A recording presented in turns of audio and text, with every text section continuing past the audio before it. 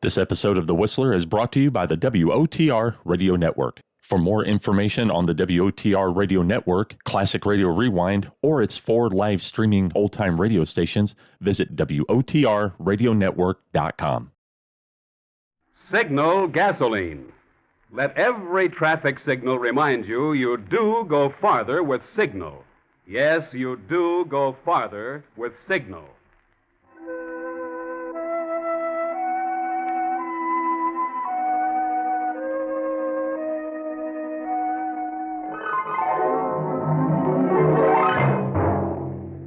The Signal Oil Company and your neighborhood Signal dealer bring you another curious story by the Whistler.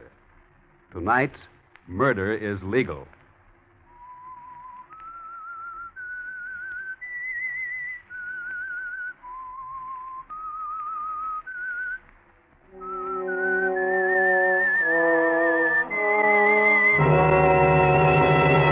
I am the Whistler, and I know many things, for I walk by night.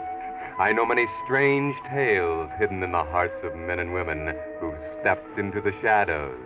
Yes, I know the nameless terrors of which they dare not speak.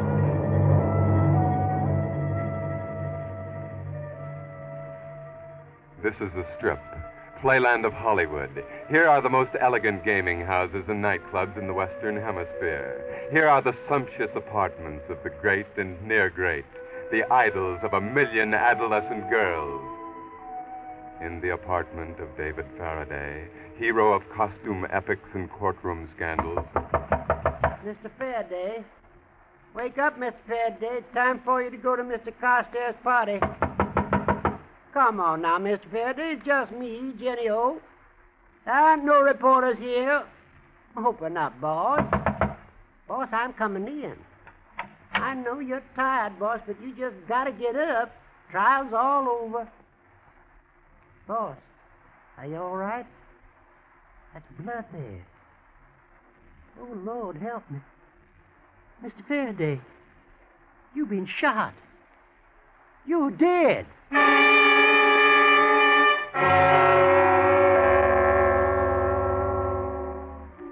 Yes, in the elegant apartment of David Faraday on the Sunset Strip, the body of the screen's swashbuckling hero grows colder. Only 2 blocks down the street, and the guests are arriving at a party given in his honor. A party given by the most important man in Hollywood, a man who's never been in front of a camera. Oh, Clifford, darling, am I late? Oh, Putty was an angel of patience. I spoiled the last 3 takes in my hurry to get here, didn't I, Putty? I'm so anxious to see David, and he won't answer his phone. He hasn't talked to anyone since the trial, even me, his fiancée, and I've been calling him all afternoon. Clifford, what do you do? Hide your winning client so that the jury can't change its mind? I've been frantic, haven't I, Poochie? If you don't mind, Miss Lorraine, my name is Puchowitz. Puchowitz, not Poochie. Oh. What would my wife think? Poochie, dear, your wife hasn't had a thought since she married you. Since before, maybe, huh? I wouldn't worry about David, Madeline.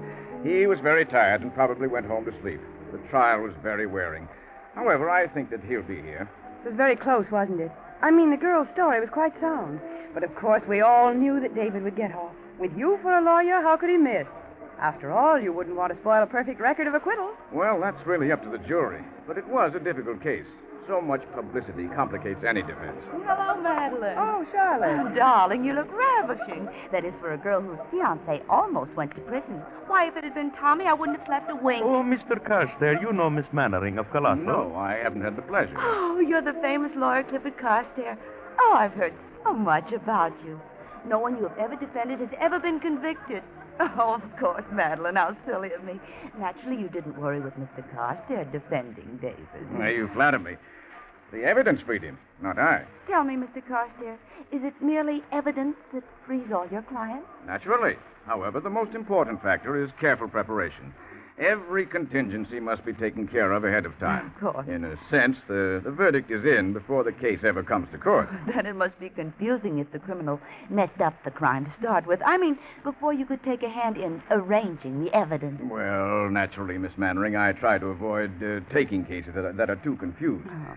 However, no case is perfect legally. That is because no defendant ever considers the legal angle before the circumstances arise. The perfect crime will never be committed until a lawyer can handle the chain of evidence from the beginning of a crime, even before its commission. But, of course, that is impossible. Unless he were to commit a crime himself. That would hardly be ethical, Miss Mannering. Besides, he'd be unable to defend himself, and thus the whole theory breaks down. But before we embark upon our life of crime, Miss Mannering, you'll find the bar in the library at the end of the hall. Oh, fine. My honor, Miss Mannering. Oh, what a delightful European bow, Mr. Putchewitz. Wait, Madeline. Yes, Clifford? You don't seem very happy. I thought this was to be our night. Our night to celebrate David's acquittal? Don't be absurd, darling. Oh, what could I do, Maddie? My professional reputation was at stake. Our love, too, darling. Don't forget our love. That was at stake. It was me or your reputation. In Kansas City, I think you would have chosen differently. Kansas City was 10 years ago, Maddie. Isn't it enough that I still love you without having to give up everything that I've gained to prove it? Oh, Cliff, you were my only hope. If David had been convicted today, I would have been free, and we could have been married. For the first time since my divorce from Jack, I was going to be happy with you. But this way... Oh, you won your case, but I've lost mine. No, I've lost too, Madeline. What? I've loved you for a long time, even in Kansas City. Even when you left me to marry Jack. Need we talk about that now? Yes. Jack was the handsomer, the younger, the more promising. So you married him, even loving me. And still, I loved you. Your love has strange ways of showing itself, then and now. You set yourself out to break my husband. You had him disbarred, ruined his career. Was that love? Well, I knew you'd leave him after he was no longer a shiny new prize. I didn't leave Jack. He left me. After the automobile accident, the night you had him disbarred. He said he didn't want me to be saddled with a cripple, so he just disappeared. I couldn't come back to you then. That would have been crawling, and I won't crawl for any man. But you'd crawl to David to save your career, to keep your beautiful face in front of the public. That's something else. Something you could have saved me from if you'd loved me, instead of having David acquitted today. You'll be quite safe now, Maddie. You see, David is dead. You mean you... Something like that. Yes.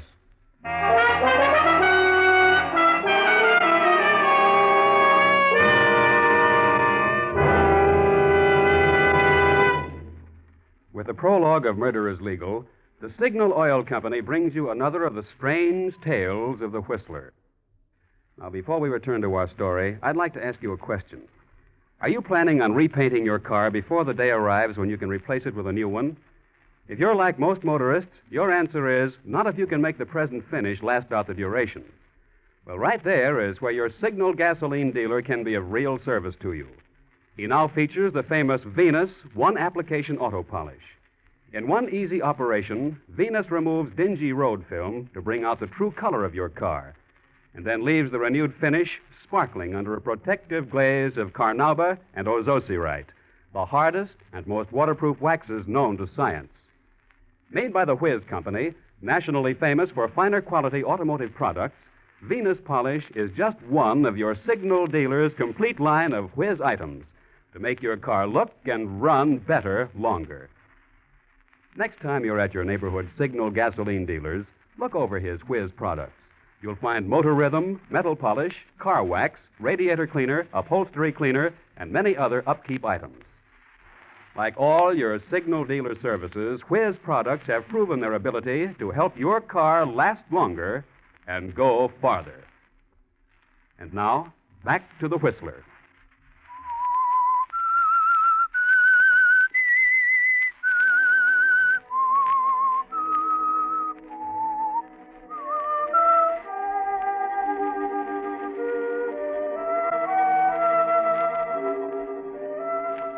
Well, Madeline Lorraine, the glamorous picture star, has just heard the startling news that David Faraday, her fiancé, is dead. What makes it more startling is the fact that Clifford Carstairs, the famous lawyer, has practically admitted to her that he murdered David, his client. It's so funny. Did you understand me? Yes, Clifford, darling. David has been murdered. Well, I thought you'd be pleased, but... Oh, I am, darling. I am. It's just that it's so funny, so horribly funny. You wouldn't risk losing a case, but you'd risk this crime. Oh, you're a born comedian, Cliff. Butchie should hire you. Stop it, Madeline. Why? Don't people laugh when they're happy? My career's safe. So's yours. Our love is safe. Why, it's wonderful. But what about the police? You and me. Are we safe, too? Yes, I think so. The police will discover that Jack, your former husband, committed the murder. Jack? But I don't understand. Is he here? How could he... Oh, one at a time, sweet. Yes, he's here in Los Angeles. I saw him last week. I had occasion to cut through Pershing Square on my way to see a client. He was sitting with his wooden leg propped on a bench feeding the pigeons. He's changed, Madeline. I hardly recognized him. He didn't see me, but I made inquiries. I can find him when I need him. But I still don't understand. If you killed David, Well, you did, though. So why should the police... Very simple. Elementary matter of preparation. Oh. Faraday was shot with a gun registered to your husband. You've had it for years, but no one will know that. Also, there are the marks of a peg leg on the balcony. The room was broken into. He had plenty of motive, and besides, I think I can persuade him to confess. That is, if I make it sufficiently profitable. No, Cliff. No, we can't do it. Between us, we wrecked Jack's life. We can't make him pay for our crimes, too. Don't be silly. He won't be convicted. None of my clients ever is. Your glamorous friend was quite right. I've wanted to arrange my own crime, set the evidence beforehand, and I have. This is perfect, Madeline. It'll be a clear case of self-defense. With me as his attorney, Jack is a cinch for acquittal. It's precious, Cliff. Darling, you're a genius. You arrange everything the way you want it, don't you? It's wonderful. And so funny. So terribly funny. Yes.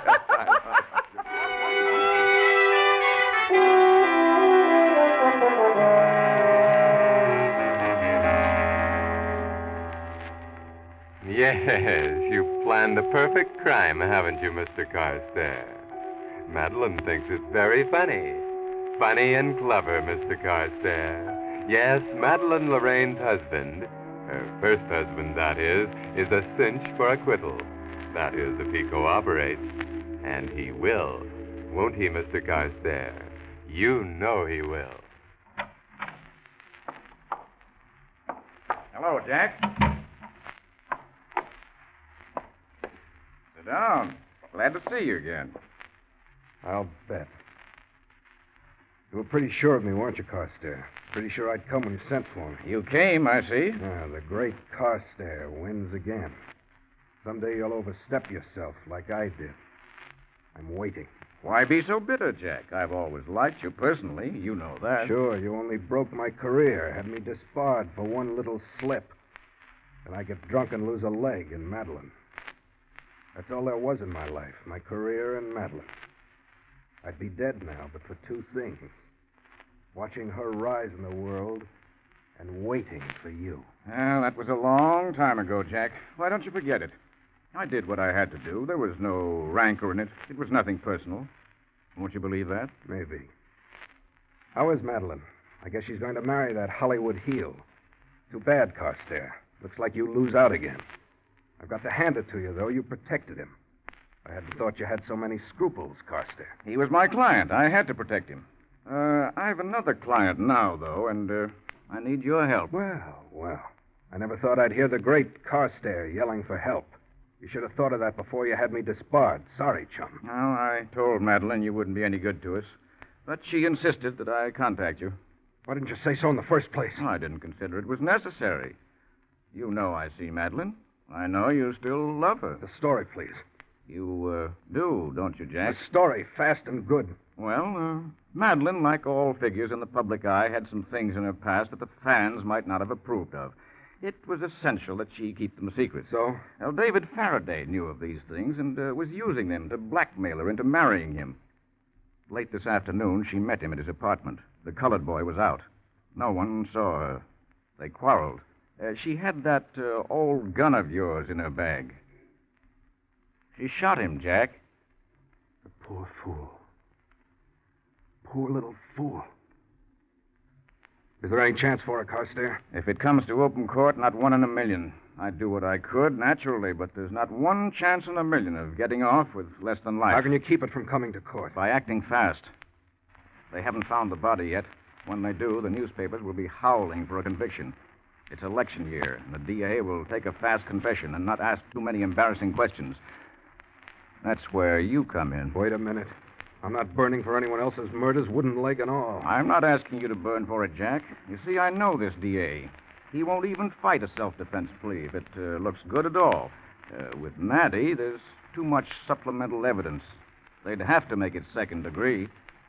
With you, it's a cinch.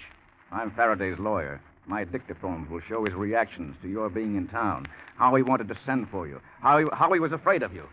Clear-cut self-defense. Oh, Madeline wouldn't have a chance. But I'd stake my reputation, even my life, on getting you off scot-free. What makes you think they'll believe this confession?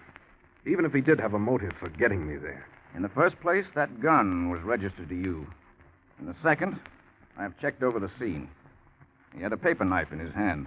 I arranged the room to look as if a fight had occurred.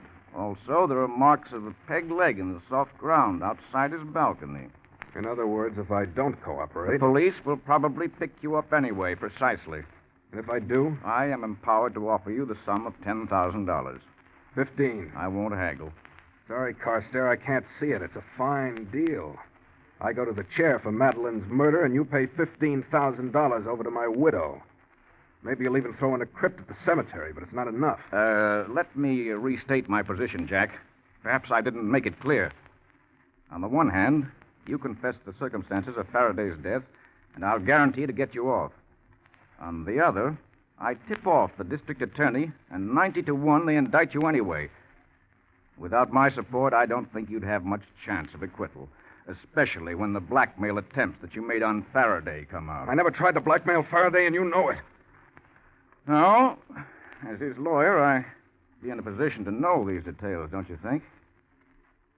Did I ever tell you I hated your guts? Frequently, in Kansas City. I didn't say it loud enough. Well, Carstairs, you've got me over a barrel. There's not much I can do. Good. But I want it in writing. Don't you think that's too risky? And besides, it wouldn't be worth the paper it's written on. Maybe, but that way I know you won't double-cross me. I'd trust Maddie if she were in it alone. With you, I want a contract, you might say. Something to hold over your head. Very well. We'll make it out right now. Okay, you phrase it, but put in the money and that you guarantee my acquittal. We don't trust one another or even like one another. But in this, you have my word. Well, Carstairs, we're partners now. We've a contract for crime. Shall we drink to our new venture? And to how much I hate your guts?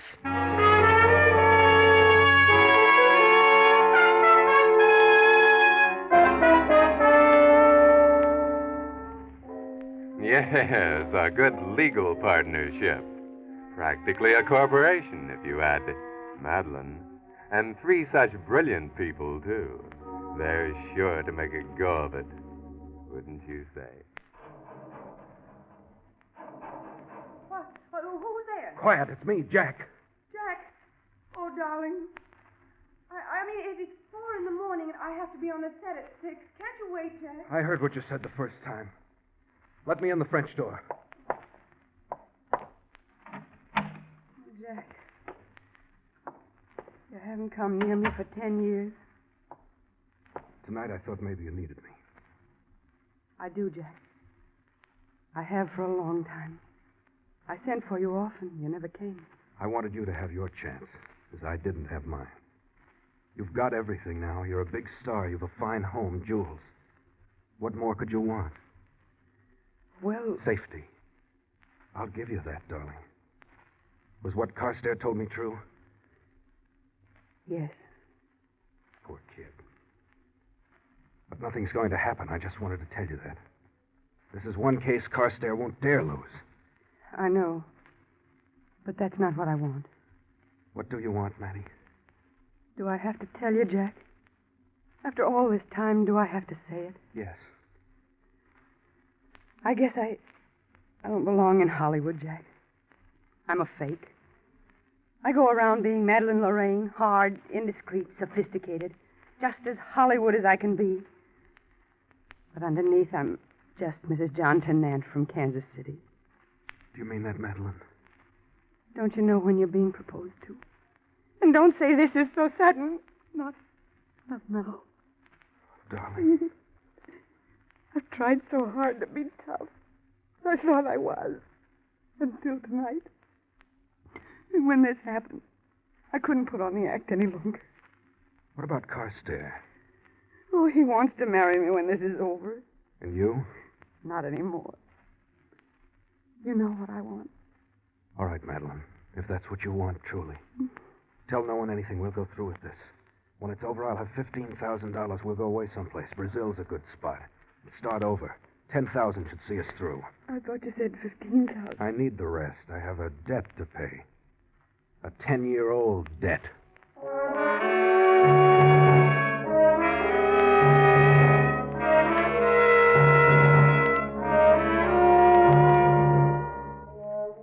Yes, you'll go through with it, Jack. The papers next morning have the story. David Faraday, swashbuckling movie star, was killed in a drunken brawl. His confessed slayer is John Tennant, ex-husband of actress Madeleine Lorraine. Tennant allegedly came to the star's apartment at the request of Faraday's lawyer to sign an affidavit regarding his divorce with Miss Lorraine, which took place in Kansas City 8 years ago. An argument ensued, and Faraday, according to Tennant, seemed intoxicated, attacking with a paper knife. In the struggle that followed, the actor was killed. The renowned Clifford Carstairs is representing Tennant. Gentlemen of the jury, the defense rests, firm in the knowledge that no American would convict a man for defending his life from a foul murder. You were wonderful, Cliff. Thanks, Matty. Let's walk down the hall a minute. It's good policy for me to leave the room now, and besides, I want to talk to you. All right, Cliff.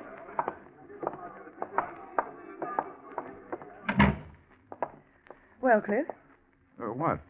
Well, you wanted to walk and talk, you said. Well, yes, I want the date for our wedding set, Matty. Oh, don't rush me so, Cliff. Rush you? Why, it's been 2 months since David's death. You just keep putting me off. You think that's fair, Matty? Well, to tell you the truth, I haven't given it very much thought. Well, you still love me, don't you? That hasn't changed, has it? Well, everything changes, Cliff. There's nothing certain, except, of course, a Carstairs verdict. You always win, Cliff. You always win, except this time. Well, I told you the verdict was a cinch. No, I didn't mean the trial. I meant me. You lose me. Well, Matty, you can't do this to me. I don't see that I'm doing anything to you. I'm just doing something for me. Not for Putchewitz, nor my public, nor David, nor you. Just me. I'm going back to Jack, Cliff. After the farce in there is over, we're going to go away and start all over again. Oh, Madeline, you owe me more than this. Do I? I'm sorry, Cliff. I only killed a man for your sake. That was your idea, Cliff, not mine. And then that night, when you told me about it, and about how you were going to use Jack to protect us, well, it was suddenly so horribly funny that I laughed. Remember? In that instant, faced with a murder, I realized what I really wanted. And it wasn't you at all, Cliff. It wasn't Hollywood or my name in lights, either. It was Jack. And going back to being simple. Being just his wife.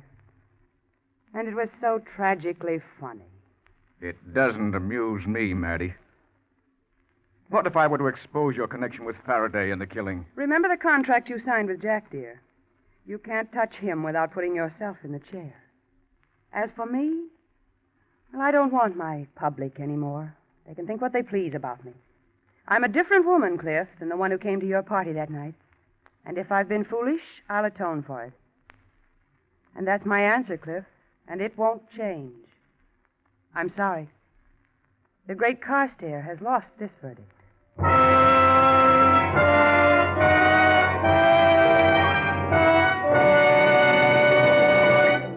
But that's not all of this strange story.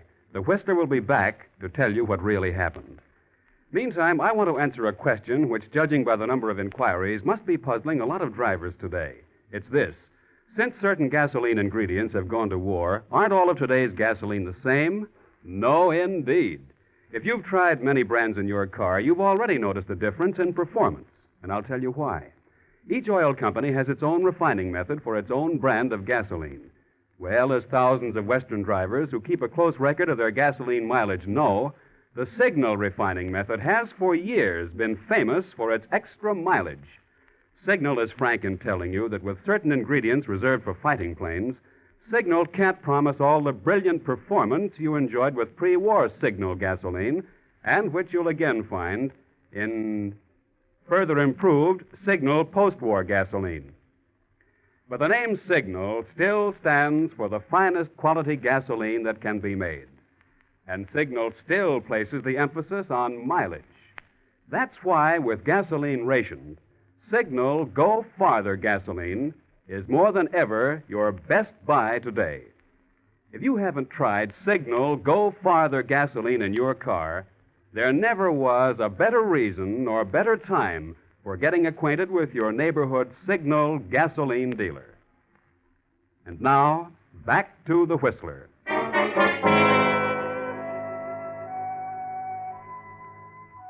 Well, of course, Jack was acquitted. You won again, Carstairs. Everything turned out just as you said it would. Except, of course, Madeline.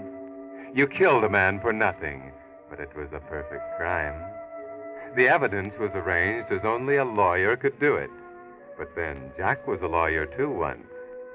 You know what a good lawyer with, shall we say, $5,000 can do, don't you, Mr. Carstairs? 1,000 here and there to the proper people, and a tip-off to the police. You've done it often enough yourself. A frame-up, they call it, don't they? Hello, Carstairs. Remember me, Reynolds, District Attorney's Office? I want to ask you a few questions. Well, sit down. Thank you. Always glad to help you, boys. Good. Then answer this one. Why did you kill David Faraday? What? The colored man says you came in that afternoon. Says you paid him to say he was out. Says he was scared to talk before. Why, that's ridiculous. He wasn't anywhere around. Then you admit you were there. I admit nothing. How about the gunsmith downtown? He says you paid him $1,000 to file that identification number on a gun. You haven't got a chance, Carstairs. I've been framed. It's an open and shut case. Funny, we'd never have thought of it. We got the tip from that guy you forced to confess to the crime. He skipped to Brazil. Afraid we'd make him stand trial for perjury. We wouldn't, though. In our business, we know how easy it is for a smart lawyer like you to frame a guy and force him into a confession. I've been framed, I tell you. It was his gun. Tell that to the judge. Maybe he'll believe you. No, Carstairs. Even you can't talk your way out of this one. Yes, Carstairs. Framed. But in this case, framed for a murder you did commit.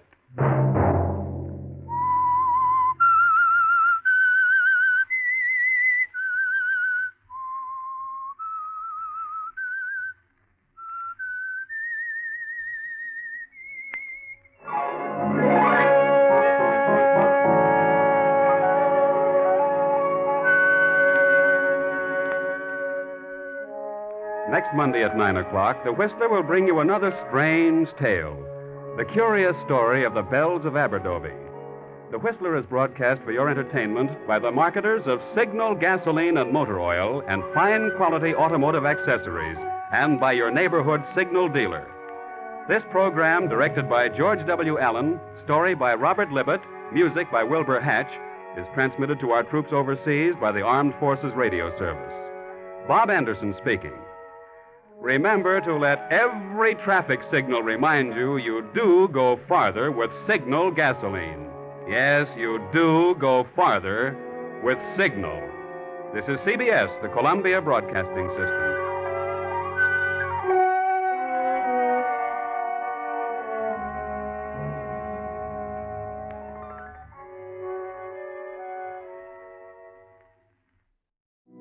You're listening to the WOTR Radio Network.